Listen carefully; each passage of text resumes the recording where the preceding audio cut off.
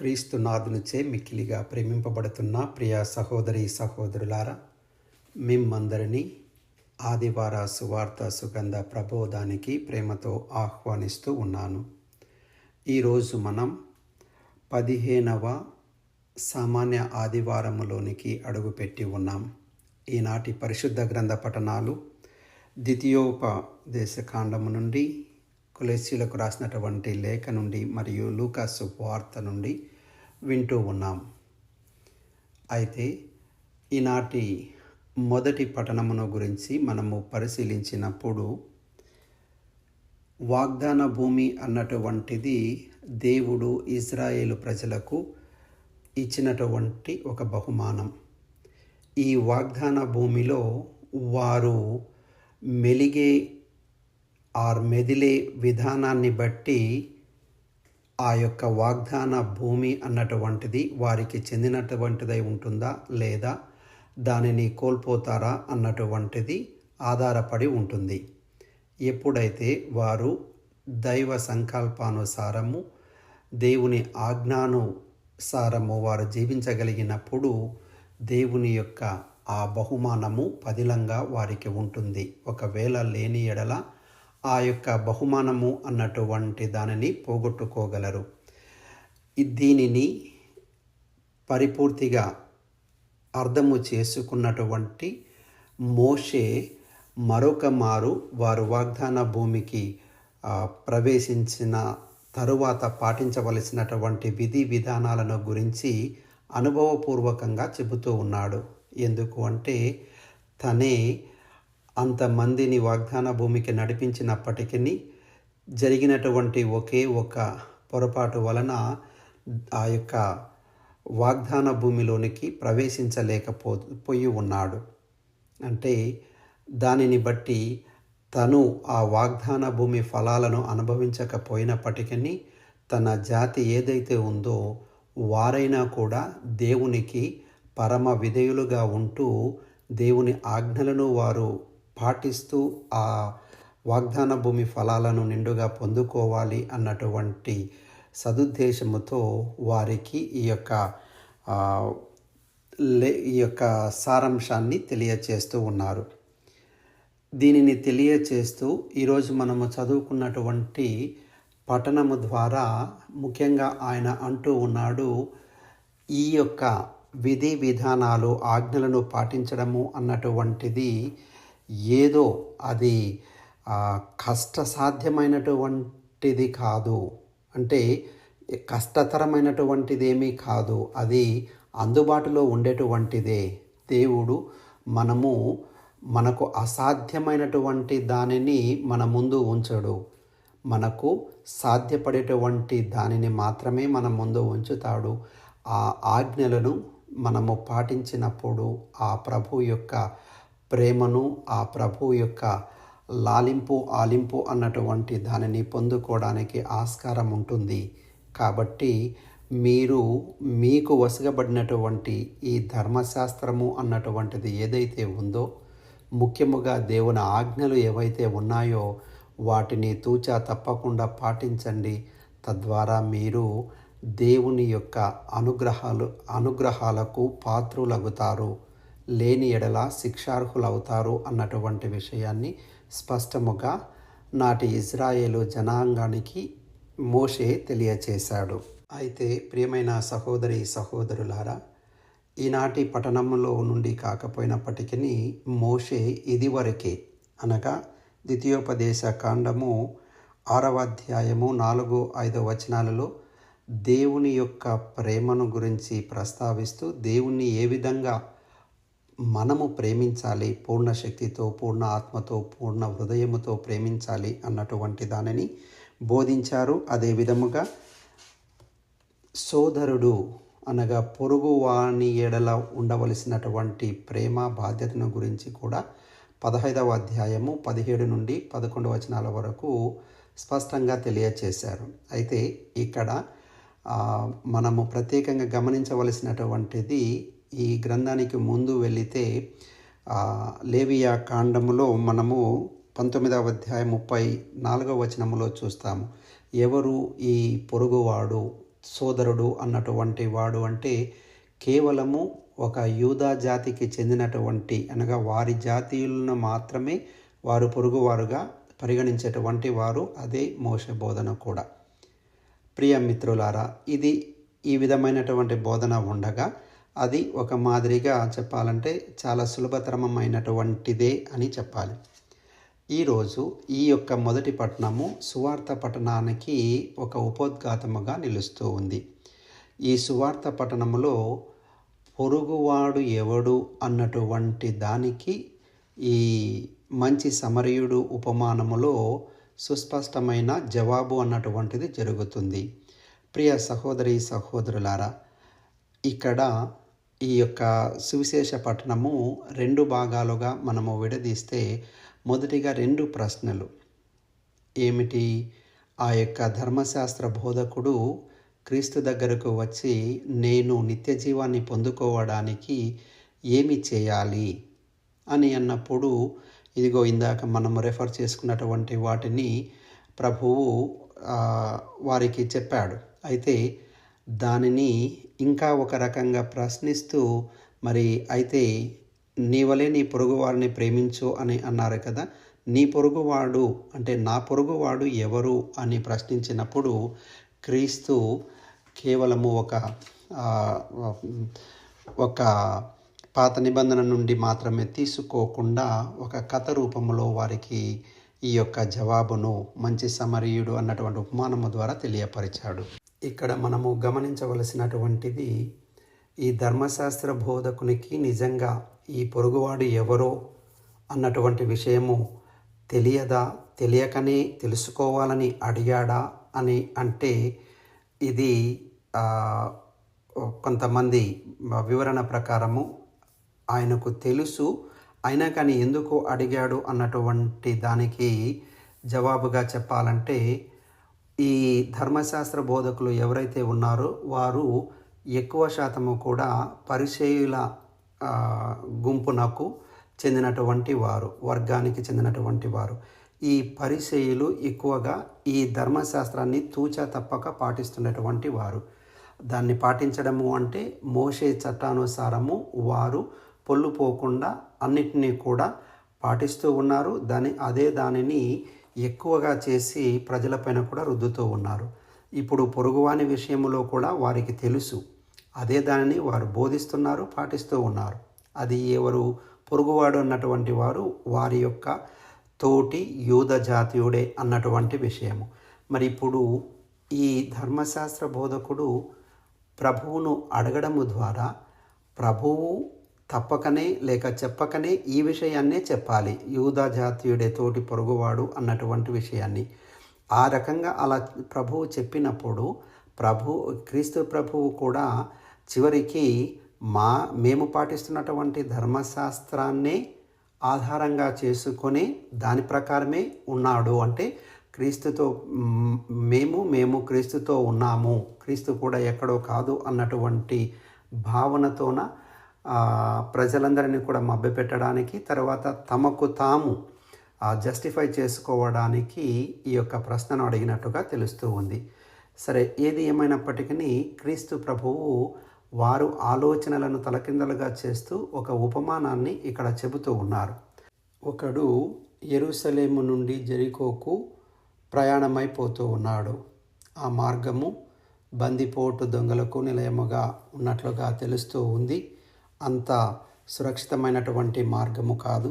దాదాపుగా 17 మైళ్ళ దూరంలో యెరూషలేము నుండి యెరికోకు దూరం అన్నటువంటిది ఉంటూ ఉంది.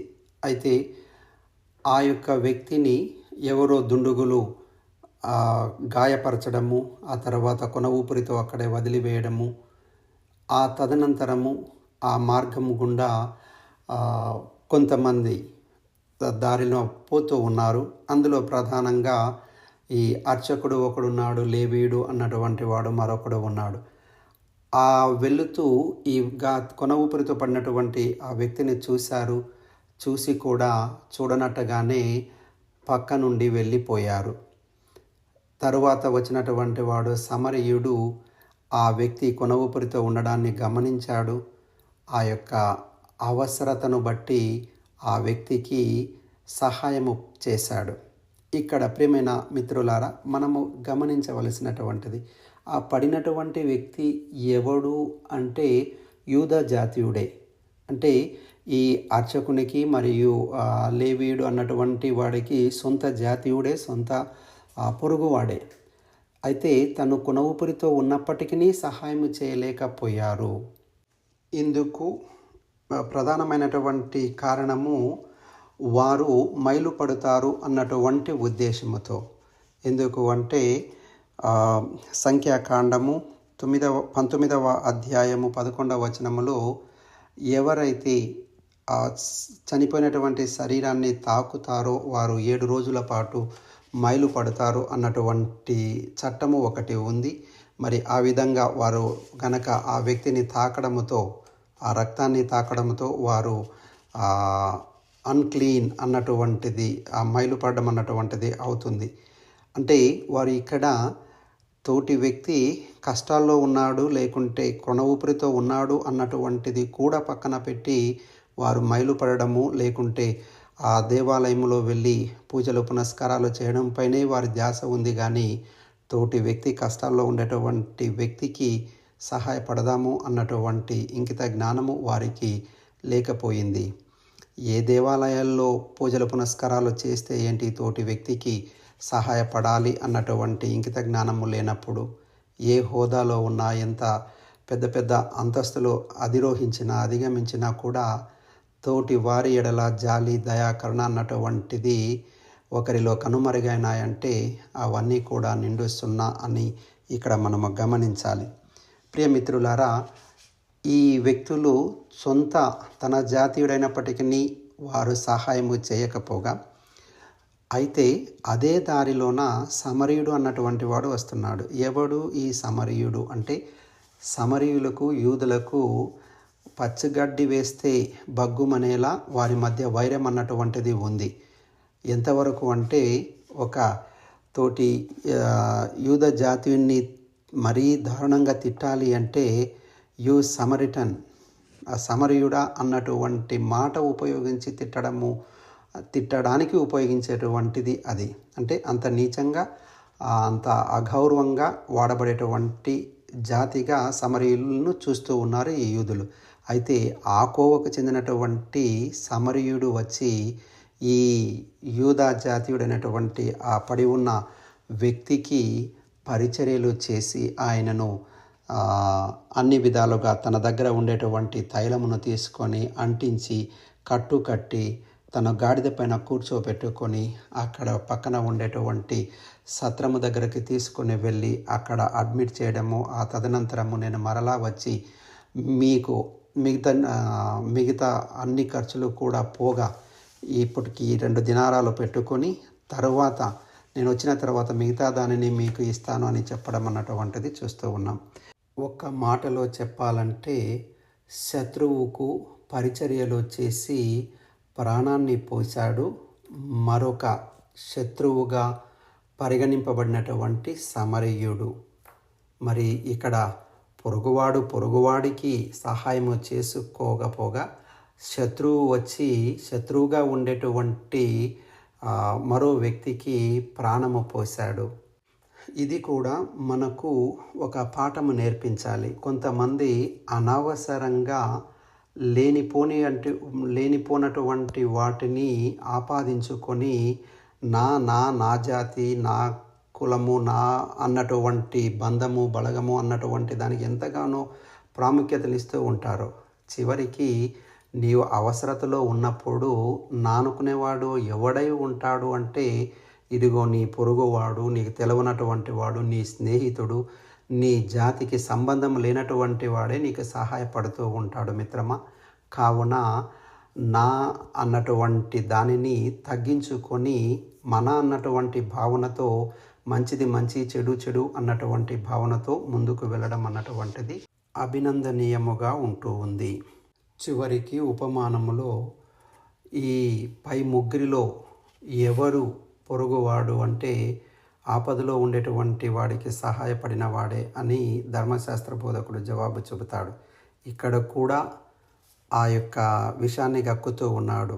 ఆ సమరయుడు అని ప్రభువు స్పష్టంగా చెప్పినప్పటికీ ఆ మాటను కూడా పలకడానికి ఆ ధర్మశాస్త్ర బోధకునికి ఇష్టము లేక కేవలము సహాయపడినటువంటి వాడు అని చెప్పి తప్పించుకుంటాడు. ప్రియమైన సహోదరి సహోదరులారా, ఈ మంచి సమరయుని యొక్క ఉపమానములో వేదాంత కోణాన్ని కూడా మనము తప్పకుండా అర్థము చేసుకోవాలి.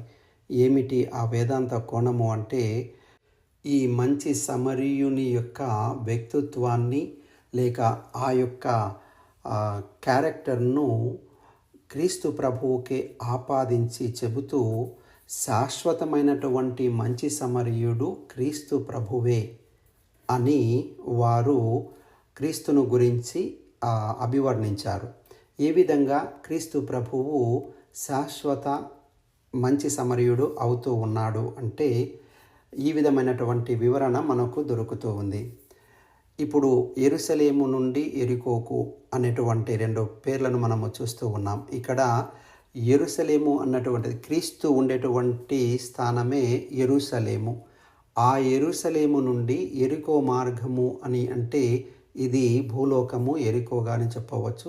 సో ఈ భూలోక మార్గములో మనము ఉంటుండగా పాపం అనేటువంటి గాయముతో ఉన్న ఊపిరితో కొట్టుమిట్టాడుతూ ఉండగా క్రీస్తు ప్రభువు సకల మానవాళిని రక్షించే నిమిత్తమై తను ఒక మంచి సమరయుడుగా భూలోకానికి దిగివచ్చాడు.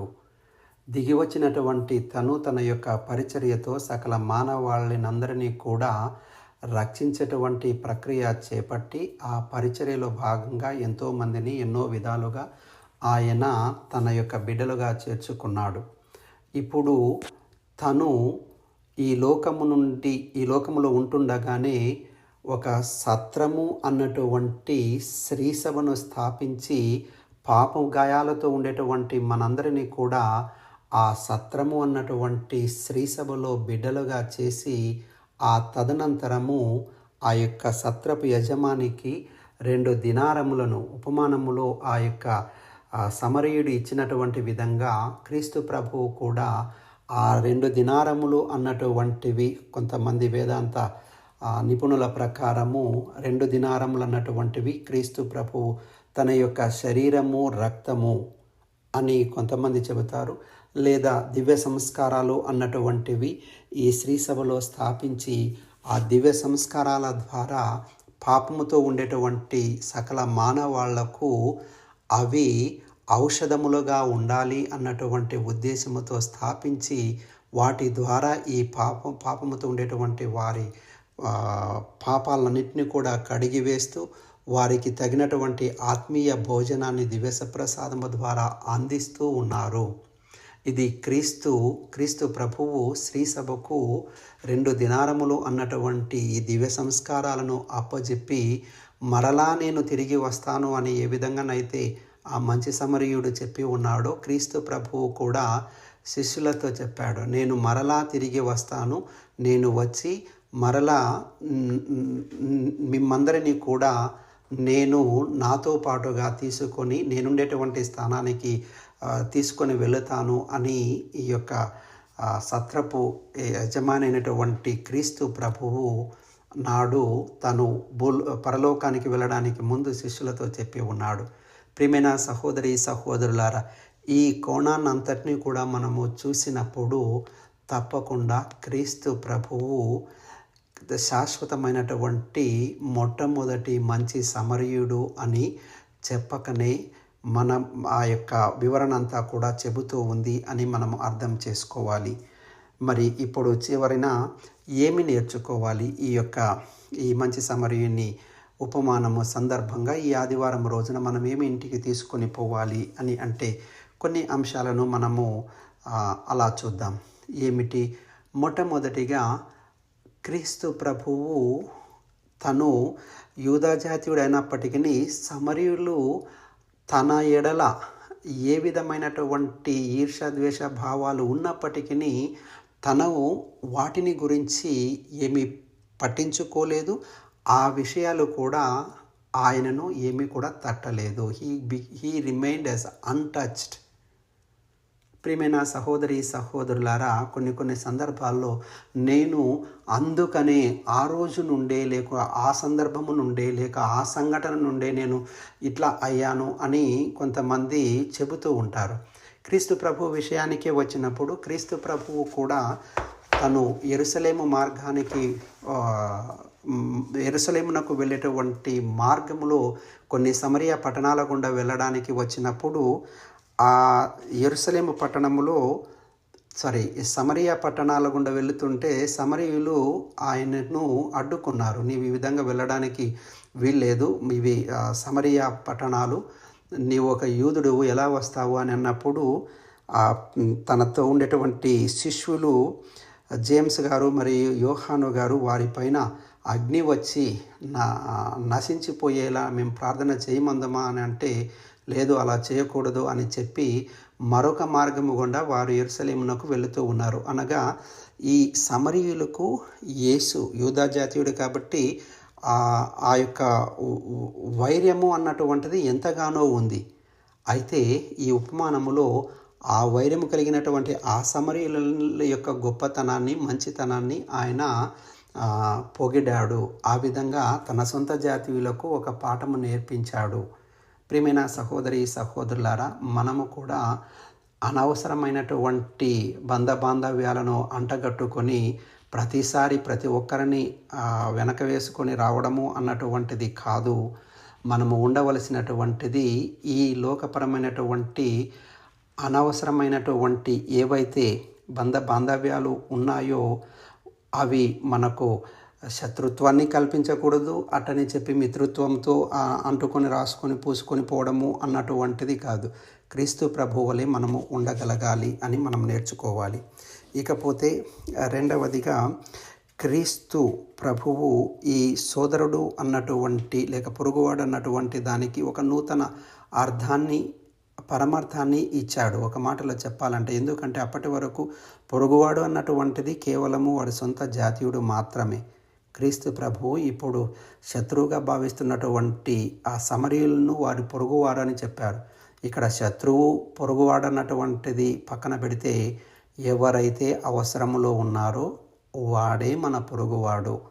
సో అవసరతలు అన్నటువంటివి ఒక జాతిని బట్టి మరొక దాన్ని బట్టి ఉండవు. ఎవరికైనా ఏ అవసరత అయినా రావచ్చు. కాబట్టి అవసరతలో ఉండేటువంటి వారి ఎడల మనము జాలి, దయా, కరుణ కలిగి ఉండాలి అన్నటువంటి క్రీస్తు బోధన మనకు స్పష్టముగా నేర్పిస్తూ ఉంది. ఇక చివరిన, ఆనాడు ఏ విధంగానైతే ఈ ధర్మశాస్త్ర బోధకులు కావచ్చు, లేకపోతే అర్చక వర్గము కావచ్చు, ఎంతగానో దైవసేవ అన్నటువంటి దానికి ప్రాచుర్యాన్ని కల్పిస్తూ అందులోనే మునిగి తేలుతుండేటువంటి వారికి కన్నులు తెరిచేలా మానవ సేవయే మాధవ సేవ అన్నటువంటి ఉద్బోధన వారికి చేస్తూ ఉన్నారు. ఎందుకు అంటే, వారి భయమంతా కూడా దేవాలయంకి వెళ్ళాలి, లేక మేము మైలు పడతామేమో అన్నటువంటి ఆ యొక్క ఆలోచనలు అన్నటువంటివి ఏవైతే ఉన్నాయో అవి అన్నీ కూడా సరైనటువంటివి కాదు. ఎవరైతే అవసరంలో ఉండేటువంటి వాడు ఉన్నాడో వాడికి సేవ చేస్తే అది దేవునికి సేవ చేసినట్టు. మానవ సేవయే మాధవ సేవ అని ఒక గొప్పదైనటువంటి పాఠాన్ని నేర్పించాడు. ప్రియమైన సహోదరి సహోదరులారా, కొన్ని సందర్భాలలో మనము కూడా బహుశా ప్రార్థనా జీవితానికి ప్రాముఖ్యతనివ్వడం అన్నటువంటిది అవసరమే, కానీ అదే అన్నిటికంటే ప్రాధాన్యమైనటువంటిది అని కేవలము ప్రార్థనలోనే మల్లగుల్లాలు పడుతూ ఉండడము కాదు. ప్రార్థనతో పాటు మనము ఈ యొక్క సుకృత కార్యాలు అన్నటువంటివి అవసరమైనటువంటి సమయాలలో కూడా ఈ మానవ సేవ అన్నటువంటిది తప్పకుండా చేయాలి, వాటిలో పాల్గొనాలి. అలా చేసేటువంటి వారిని ప్రోత్సహించాలి. అలాంటి చేయడానికి మనకు వీలు కాకపోతే ఆ చేతనైనటువంటి సహాయం చేసి వేరే వాళ్ళ ద్వారా కూడా చేపించాలి. అలాంటి వాళ్ళని ప్రోత్సహించాలి. అలాంటి మంచి హృదయాన్ని దేవుడు మనకు దయచేయాలని ఈ దివ్య బలి పూజలో ప్రత్యేకముగా ప్రార్థన చేసుకుందాం. ఆమేన్. పితా, పుత్ర, పవిత్రాత్మ దేవుడు మనలను ఆశీర్వదించి బలపరచుదురుగాక. ఆమేన్. ఫాదర్ జాన్ దేవదాస్ ఆవుల. Thank you. God bless you.